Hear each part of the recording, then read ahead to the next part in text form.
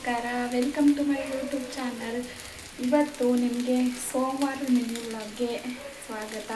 ಇವತ್ತು ಏನು ಮಾಡ್ತಾ ಇದ್ದೀನಪ್ಪ, ಬೆಳಗ್ಗೆನೇ ಎದ್ದು ಎಲ್ಲ ಕೆಲಸ ಮುಗಿಸ್ತು, ಕಸ ಹೊಡೆಯೋದು, ಬಾಕ್ಲು ತೊಳೆಯೋದು ಎಲ್ಲನೂ. ಇವತ್ತಿನ ಬ್ರೇಕ್ಫಾಸ್ಟ್ಗೆ ಏನು ತಿಂಡಿ ಮಾಡ್ತಾ ಇದ್ದೀನಪ್ಪ ಅಂತಂದರೆ ವಚ್ಚಲಿಗೆ ಅಂತ ಹೇಳ್ಬಿಟ್ಟು. ವಚ್ಚಲಿಗೆ ಅಂತಂದರೆ ಮೈಸೂರು ಕಡೆಗೆ ಇದನ್ನು ಮಾಡ್ತಾರೆ. ಇದನ್ನು ಯಾವ ಥರ ಮಾಡೋದಪ್ಪ ಅಂತಂದರೆ, ರಾತ್ರಿನೇ ಅಕ್ಕಿ ನೆನೆಹಾಕಬೇಕು, ಎಷ್ಟು ಬೇಕೋ ಅಷ್ಟು. ಅದಕ್ಕೆ ಬೆಳಗ್ಗೆ ಎದ್ಬಿಟ್ಟು ಸ್ವಲ್ಪ ಅನ್ನ ಇರುತ್ತಲ್ಲ ರಾತ್ರಿದು, ಅದನ್ನು ಹಾಕಿ ರುಬ್ಬಿ ಒಂದು ಸ್ವಲ್ಪ ಉಪ್ಪು ಹಾಕಿ ಆವಾಗಲೇ ದೋಸೆ ಹಾಕ್ಕೊಳ್ಳೋದು. ಇದನ್ನು ಸುಲಭವಾಗಿ ಮಾಡ್ಬೋದು. ಇದನ್ನೇ ವಚ್ಚಲಿಗೆ ಅಂತಾರೆ. ನಾನು ಈ ವಚ್ಚಲಿಗೆ ಕಾಂಬಿನೇಷನ್ ಆಗಿಬಿಟ್ಟು ಸೊಪ್ಪಿನ ಪಲ್ಯ ಮತ್ತು ಚಟ್ನಿನ ಮಾಡಿರ್ತೀನಿ. ಸೊಪ್ಪಿನ ಪಲ್ಯ ನಿಮ್ಗೆ ಎಲ್ಲರಿಗೂ ಗೊತ್ತೇ ಇರುತ್ತೆ. ಯಾವ ರೀತಿ ಮಾಡೋದು ಅಂತ ಹೇಳ್ಬಿಟ್ಟು ಚಟ್ನಿನೂ ಕಡಲೆ ಚಟ್ನಿ ಮಾಡಿದ್ದೀನಿ. ನೋಡ್ತಾ ಇರೋದು ಇಲ್ಲಿ ಎಷ್ಟು ಚೆನ್ನಾಗಿ ಬರ್ತಿದೆ ದೋಸೆ ಅಂತ ಹೇಳ್ಬಿಟ್ಟು. ನಿಜವಾಗ್ಲೂ ಕ್ಯಾಸ್ಟ್ ಐರನ್ನಲ್ಲಿ ಆರೋಗ್ಯಕ್ಕೂ ಒಳ್ಳೆಯದು. ದೋಸೆನೂ ತುಂಬ ಚೆನ್ನಾಗಿ ಟೇಸ್ಟಿಯಾಗಿ ಬರುತ್ತೆ. ಕ್ರಿಸ್ಪಿನೆಸ್ ಒಂದು ಸ್ವಲ್ಪ ಹೊತ್ತು ಜಾಸ್ತಿ ಇರುತ್ತೆ, ಚೆನ್ನಾಗಿರುತ್ತೆ.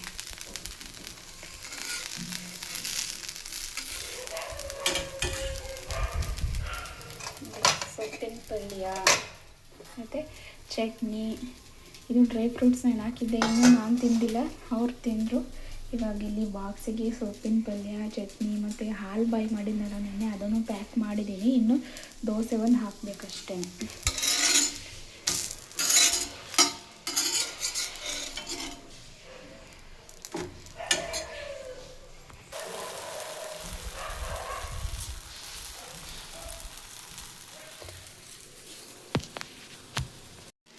ನೋಡ್ತಾ ಇರ್ಬೋದು, ಇನ್ನೂ ಒಂದು ದೋಸೆ ಹಾಕಿದೆ. ನನಗಂತೂ ಈ ತವ ಮೇಲೆ ಫುಲ್ಲು ಲೋ ಆಗಿದೆ. ಅಂತಂದರೆ ಯಾವ ಥರ ದೋಸೆ ಹಾಕಿದ್ರೂ ಚೆನ್ನಾಗಿ ಎದ್ದೇಳುತ್ತೆ. ಗದ್ರಿದ ದೋಸೆ ಆದರೂ ಸರಿ, ಮಾಮೂಲಿ ರುಬ್ಬಿದ ದೋಸೆನೂ ಸರಿ, ಮತ್ತು ಈ ಥರ ಇನ್ಸ್ಟೆಂಟ್ ರಾತ್ರಿ ನೆನೆಹಾಕಿ ಬೆಳಗ್ಗೆ ರುಬ್ಬಿ ಮಾಡುವಂಥ ದೋಸೆನೂ ಅಷ್ಟೇ, ಎಷ್ಟು ಚೆನ್ನಾಗಿ ಕ್ರಿಸ್ಪಾಗಿ ಬರುತ್ತೆ. ಒಂದು ಸ್ವಲ್ಪ ಕಿತ್ತೋಗಲ್ಲ. ಸ್ಟಾರ್ಟಿಂಗು ದೋಸೆ ಒಂದು ಸ್ವಲ್ಪ ಹಂಗಾಗುತ್ತೆ ಅಷ್ಟೇ, ಆಮೇಲೆ ಚೆನ್ನಾಗಿ ಬರುತ್ತೆ.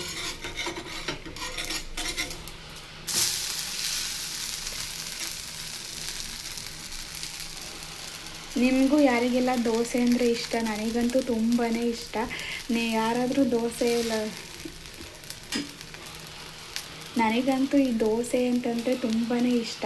ನಿಮಗೂ ಯಾರಿಗೆಲ್ಲ ದೋಸೆ ಅಂತಂದರೆ ಇಷ್ಟ ಅಂತ ಕಮೆಂಟ್ ಮಾಡಿ. ಸಾಮಾನ್ಯವಾಗಿ ಎಲ್ಲರಿಗೂ ದೋಸೆ ಅಂದರೆ ಇಷ್ಟ ಇದ್ದೇ ಇರುತ್ತೆ.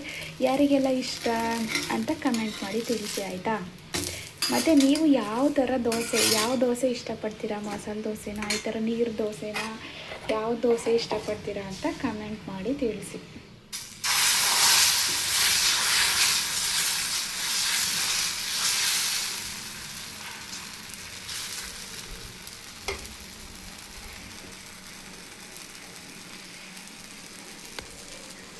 ಹಾಯ್, ತಿಂಡಿ ಎಲ್ಲ ಮುಗಿಸ್ಕೊಂಡು ಫೈನಲಿ ನಾನು ಹಿರಿಯೂರಿಗೆ ಹೋಗ್ಬೇಕಾಯ್ತು. ಒಂದು ಸ್ವಲ್ಪ ಕೆಲಸ ಇತ್ತು. ಏನು ಕೆಲಸ ಅಂತ ಹೇಳ್ಬಿಟ್ಟು ಅಲ್ಲಿ ಹೋದಾಗ ಹೇಳ್ತೀನಿ. ಅಲ್ಲಿ ಹೋದಾಗ ಇನ್ನೇನು ಬ್ಲೌಸ್ ಸ್ಟಿಚಿಗೆ ಕೊಟ್ಟಿದ್ದೆ, ಆಗಿದೆ ಅಂತ ಫೋನ್ ಮಾಡಿದ್ರು. ಹಾಗಾಗಿ ಹೋಗ್ತಾಯಿದ್ದೀನಿ, ಇಸ್ಕೊಂಡು ಬರೋಣ ಅಂತ ಹೇಳಿಬಿಟ್ಟು. ಇಲ್ಲೇ ನಮ್ಮ ಮನೆ ಪಕ್ಕದಲ್ಲಿ, ಮನೆ ಹತ್ರನೇ ಒಬ್ಬರು ಅದ ಶಂಭುಲಿಂಗೇಶ್ವರ ಪೂಜೆ ಅಂತ ಮಾಡಿದ್ರು. ಕುಂಕುಮ ಕರೆದಿದ್ರು. ಹೋಗಿ ಅಲ್ಲಿಗೆ ಹೋಗ್ಬಿಟ್ಟು ಇವಾಗ ಬಸ್ಸಿಗೆ ಹೋಗ್ತಾಯಿದ್ದೀನಿ. ನೋಡ್ತಾ ಇರ್ಬೋದು, ಎಲ್ಲ ಕೆತ್ತಿದ್ದಾರೆ. ಏನೋ ಒಂಥರ ಚೆನ್ನಾಗಿರುತ್ತಲ್ವ. ನೀವು ಯಾವತ್ತಾದರೂ ಈ ಥರ ಯಾರಾದರೂ ಮನೆ ಕುಂಕುಮಕ್ಕೆಲ್ಲ ಹೋಗಿದ್ರೆ ಎಸ್ ಅಂತ ಕಮೆಂಟ್ ಮಾಡಿ.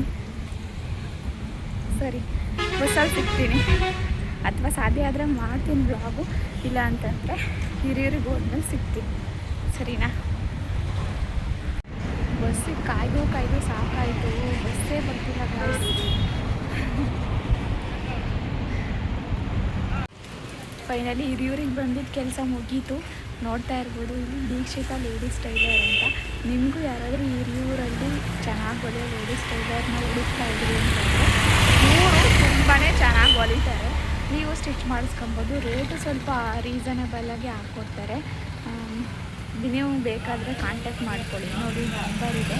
ಇದು ಹಿರಿಯೂರಿನ ಎಲ್ಲಿರೋದು ಅಂತಂದರೆ ಬಸ್ ಸ್ಟ್ಯಾಂಡಿಂದ ಸ್ಟ್ರೈಟ್ ರೋಡ್ ಬರುತ್ತಲ್ಲ, ಅಲ್ಲೇ ಸ್ವಲ್ಪ ನಡ್ಕೊಂಡು ಬಂದರೆ ದೂರಕ್ಕೆ ಅಲ್ಲಿ ಸಿಗುತ್ತೆ, ನೋಡ್ತಾ ಇರ್ಬೋದು. ಇಲ್ಲಿ ಅಡ್ರೆಸ್ ಅವ್ರಿಗೆ ಫೋನ್ ಮಾಡಿದ್ರೆ ಸಾಕು, ಅವರೇ ಅಡ್ರೆಸ್ನ ಹೇಳ್ತಾರೆ ನಿಮಗೆ. ಸೊ ಇಷ್ಟೇ, ಇವಾಗ ಹೊರಡೋಣ ತುಮಕೂರಿಗೆ. ನೋಡ್ತಾ ಇರ್ಬೋದು ನೀವು. ಹಿರಿಯೂರಿಂದ ತುಮಕೂರಿಗೆ ಬಂದಾಯಿತು. ನಮ್ಮ ಮನೆಯವರು ನನ್ನ ಜೊತೆನೇ ಬಂದರು. ಶಿರಾದಿಂದ ಹಿಟ್ಟು ಮಾಡಿಸ್ಕೊಳ್ಬೇಕಾಗಿತ್ತು, ರಾಗಿ ಹಿಟ್ಟು ಮತ್ತು ಅಕ್ಕಿ ಹಿಟ್ಟು ಮಾಡ್ಸೋಕೆ ಇಲ್ಲಿಗೆ ಬಂದಿದ್ದೀವಿ. ಸೊ ಇದಾಗಿತ್ತು ಇವತ್ತಿನ ಬ್ಲಾಗ್. ವಿಡಿಯೋನ